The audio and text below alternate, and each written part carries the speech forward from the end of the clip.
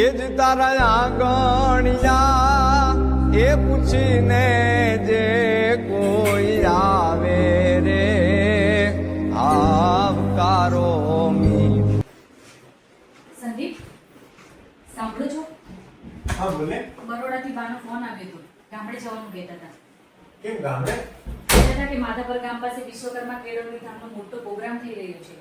કહેતા હતા કે એમનાથી પછી જવાય કે ના પણ જવાય. સંદીપને કહેજો ને કે દિવાળી પછીની થોડી વધારે રજા મૂકી દે.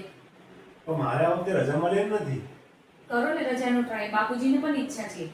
બાપુજી પણ જૂના લોકોને મળી લે અને આપણે બધા ગામડે પણ જઈ આવીએ. હા તને ખબર છે આપણા અંકલેશ્વર સમાજના પ્રમુખ પરેશ ટાંકનો પણ મારી પર ફોન આવેલો હતો અને એ પણ કહેતા હતા કે આપણે એક કૃતિ લઈને જવાનું છે. તો વાંધો નહીં. અને બીજું તને ખબર છે ત્યાં આગળ આપણે સાંસ્કૃતિક કાર્યક્રમ છે અને જાજરમાન લોક ડાયરો પણ છે.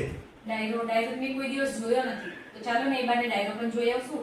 બાપુજીની છે ઈચ્છા છે એ પણ પૂરી થઈ જશે. બધા સાથે મળીને ગામડે પણ જઈ આવશું. અને હા ભાઈ ભાભીની પણ ઈચ્છા હોય તો એમને પણ ફોન કરી દઈએ. જો એ હા પાડતા હોય તો બધા સાથે જઈ આવીએ ગામડે. હા તો ચાલો વાંધો નહીં. તું તારું બેગ પેકિંગ ચાલુ કરી દે અને હું પરેશ અંકલને ફોન કરી લઉં બરાબર અને રજાનું પણ વાત કરી લઉં. તો સારું ચાલો હું બેગ પેકિંગ ચાલુ કરી દઉં છું. તમે ફોન કરીને આવો. હા.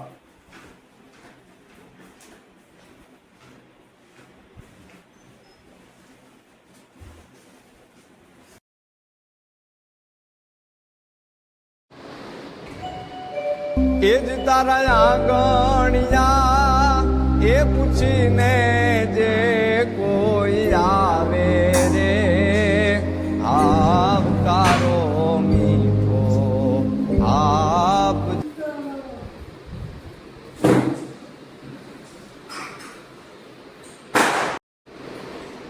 સંદીપ બાને બાપુજી આવ્યા.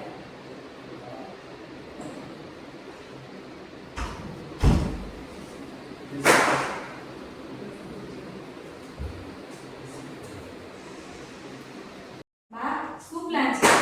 હા ચાલો આપણે આ અંકલેશ્વરથી આપણા વતન માલણમાં જશું. હાલાલ ત્યાં માતાજીને પગે લાગી પછી વિશ્વકર્મા ધામ જશું. ચાલો અમે બધા જઈએ છીએ વિશ્વકર્મા ધામ. તમે પણ આવો છો ને?